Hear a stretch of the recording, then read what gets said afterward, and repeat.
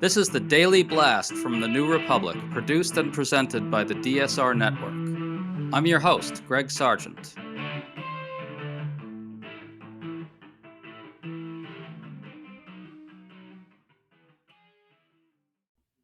Donald Trump is really, really, really unpopular. This week brings a barrage of new polling that shows him tanking horribly by a whole host of different metrics. It's no accident that this comes as Trump and his propagandists are spinning wildly to erase what everyone saw in New York on Monday night, which is that he was booed relentlessly, thunderously, and mercilessly. Nobody understands better than Trump and MAGA that perceptions of his unpopularity are lethal. Right now, they're feeding on themselves and driving him into a worsening downward spiral. We're parsing through all of it with Grant Wiles, the VP of Data and Polling at Next Gen America, the youth mobilization group, which has its own polling showing that Trump has completely lost the culture. Grant, good to have you on. Great to be here. So Trump was at Madison Square Garden on Monday night. He was loudly booed twice. Here's what the second one sounded like.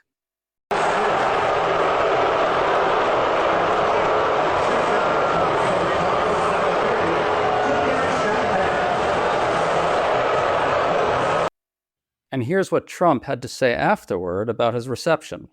It was certainly amazing. It was, I think, mostly cheers. It was loud and it was very enthusiastic. Okay, Grant, numerous news accounts said he was booed. The Times called them loud and raucous boos. The Washington Post described loud jeers. The AP said he was booed loudly. But to Trump, it was great. Your reaction to all this? Yeah, I think we're just witnessing our president in real time, experiencing the cognitive dissonance publicly of seeing that the vast majority of Americans simply do not like him. It's why we see many artists pulling out of the 250 event on the national lawn. He's gone from somebody who prided himself on his ability to have successful friends who he could, brag about, to a situation where nobody wants to really be affiliated with him. You know, what's funny, Fox News recognizes how lethal this moment at Madison Square Garden really was. Fox, for instance, according to Matt Gertz, who flagged all this for Media Matters, had a Chiron up about this saying he got a quote-unquote mixed reception, which is a really generous way to put it. Then Fox's Brian Kilmeade said that it was mixed. Quote, there were people cheering, he said, and he blamed the boos on the security. And then Fox's Lawrence Jones tried to explain away the booing by saying, quote, you don't expect anything different from the same crowd that voted for Mamdani. So I guess Fox's Lawrence Jones did hear the booing. What do you make of that? I think really what this means, Grant, is that Fox News really understands on a very visceral level that the escalating perceptions of Trump's unpopularity are themselves deadly for him. What do you think? Yeah, I'm just glad my paycheck doesn't rely on deluding the president into thinking that everybody likes him, because it's getting increasingly difficult in this day and age. Whenever we see anyone break with this trend or this delusion that they've conjured up for him, bad things happen to them. They lose Republican primaries, their opponents get endorsed, they lose their jobs, they get replaced.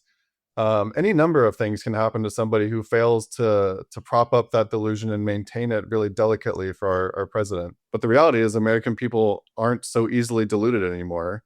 They know who he is. I'll tell you, Fox News knows this as well as anyone because, for instance, their pollster often finds pretty bad news for Trump, finds pretty damning stuff about his popularity, and Trump tends to react by demanding very loudly and angrily that Fox fire its pollster.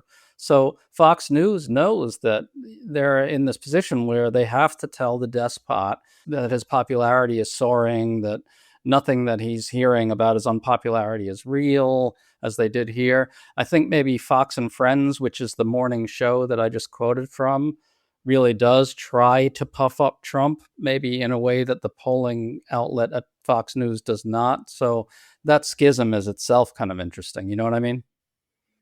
Yeah, we know he spends a lot of time watching TV and reacting to these folks who are talking about him on TV.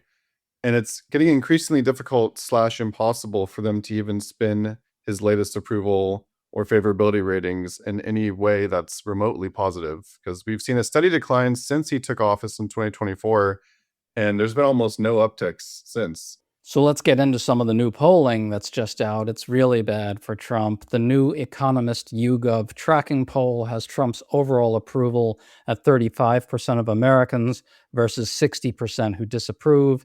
That's 25 points underwater. His approval on the economy is 29% to 63% disapproving. On inflation, it's 24% to 68%. So on the economy and inflation, the most important issues to voters right now, he's in the 20s. And on inflation, fewer than 1 in 4 Americans approve of his performance. That's bad, right?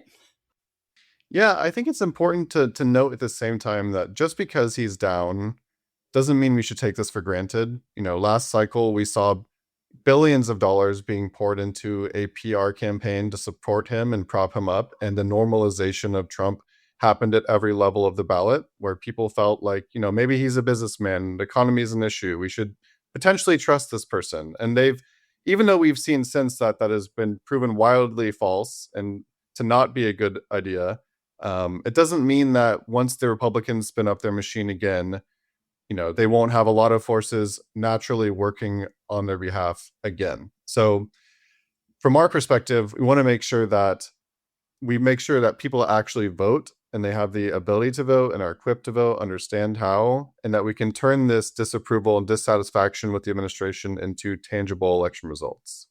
Just to build on what you're saying a little bit, there's tremendous institutional investment in propping up Trump, basically. Fox News is an enormous organization. It's an enormous propaganda outlet. There's going to be hundreds and hundreds of millions spent, maybe $1 billion by outside groups between now and Election Day, trying to push up those numbers, trying to take the edge off his disapproval. So yes, there's a whole enormous barrage coming that's going to be designed to just drown out all this stuff we're seeing. That said, these numbers are very bad, and I guess it's on Democrats to make sure that those perceptions of Trump actually stick through election, right?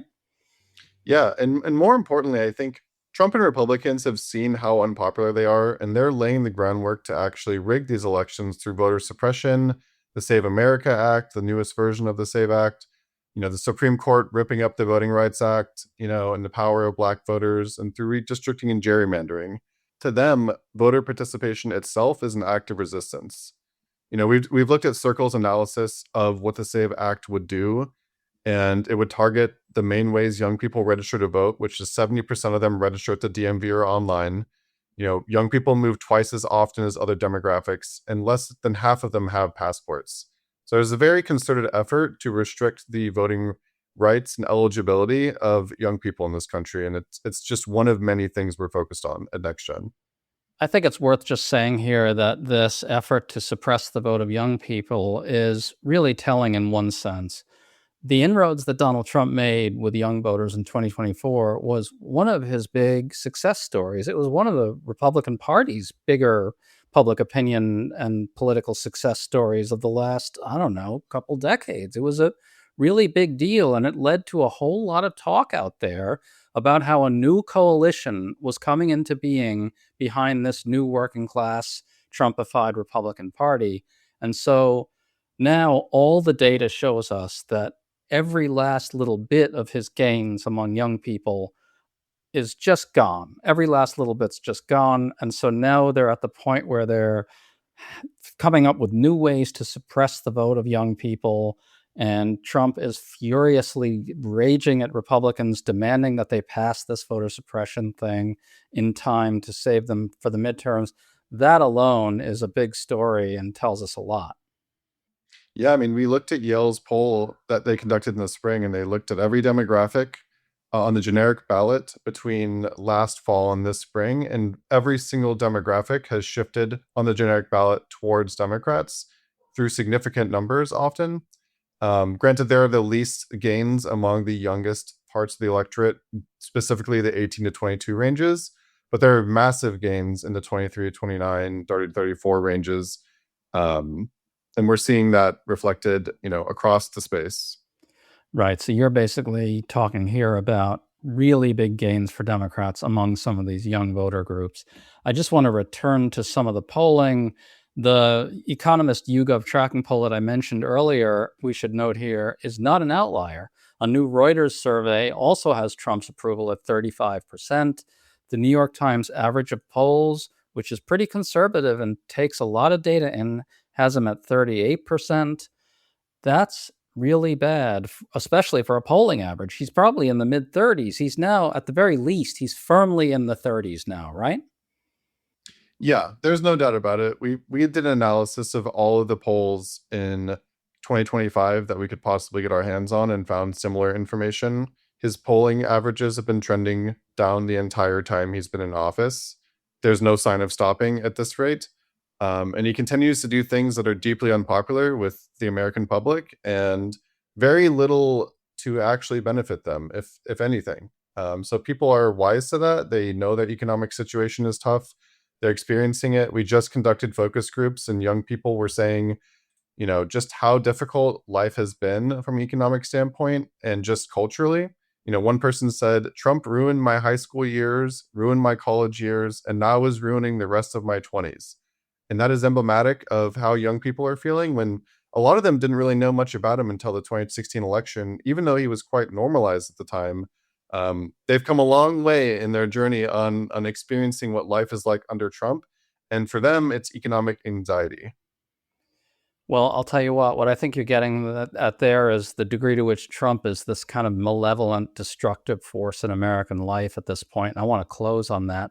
First, I just want to talk about an interesting new poll from the Argument Substack. What they did is look at Trump's net approval state by state. I'm just going to cite a few examples. Trump is 8 points underwater in Ohio, 8 points underwater in Iowa, 10 points underwater in Texas, 18 points underwater in North Carolina. Those are all states Trump won, and those are all states with serious Senate races in them. Now, of course, winning in those states for Democrats will be very hard, but still, Trump now looks like a truly big drag on Republicans in all these places. Again, places that are pretty red. Your thoughts on that? Yeah, I mean, Republicans are in the really unfortunate situation of having to defend the president's record while himself not being on the ballot. We've seen that he often is the driving force of a lot of new Republican voters to the polls. But when he's not on the ballot, like we saw in 2018 and 2022, the Republicans that are have to deal with the consequences and defending his horrible record. So as you pointed out, he's underwater disapproval wise in those states. Even when you look at the same data that folks are referencing on the generic ballot, you'll see that there are really tight races in Texas, in Ohio. This is not a pipe dream. Like, Texas is very much in play this year, and this is a real election with a strong candidate, and Trump decided to intervene at the last second to put Paxton up. And being someone from Texas, I think that's a horrible idea. They're going to regret this decision. Well, speaking of the Texas Senate race, there is a new poll this week, a new independent poll from the Texas Pulse that finds James Tallarico, the Democrat, 3 points ahead of State Attorney General Ken Paxton, the Republican. It's 47% to 44% with Tallarico in the lead. Now, nobody's going to pretend here that Texas is easy. A shit ton of stuff can still go wrong. It's an incredibly hard state to win. But I think it's probably worth focusing a little bit on what you just said, which is that if Texas is going to be winnable, it's because of Trump in two ways, right? Trump is deeply underwater in Texas, of all places. And number two, Trump forced Republicans to nominate Ken Paxton, who is absolutely a weaker candidate in just about every conceivable way than incumbent Senator John Cornyn is. So there you have Trump's toxicity really kind of represented in two dimensions, don't you? Yeah, and you also have a candidate who's even more unpopular than Trump, believe it or not. Ken Paxton has a very low approval rating. He has a million issues as a candidate, and that's even before you take into account that he's on the hook for defending Trump's record. It's going to be a very tough race for them. It's going to be a very tough race for us. But I feel much better with Tallarico as a candidate than I do as Paxton. Okay, well, I want to close on this point that you made earlier. Next Gen America, your group recently released some research. I want to focus on one of your findings, which was that you found highly negative views of Trump as a person and as a cultural phenomenon, with many discussing Trump as someone who's really wrecked our political and social life. Can you describe those findings? They seem to me to get at that point I raised a little earlier, that he's really this kind of malicious and profoundly destructive force in American life right now. And I think that that is really what we're seeing in some of these public displays of rejection of him and so forth. What did you find on that front? Yeah, one of the most striking takeaways I had from that focus group that we just ran with Tulchin Research, they were Bernie's pollster in 2020, a really highly respected pollster in the space. We found that Trump's brand is so damaged compared to the last time we talked to young people.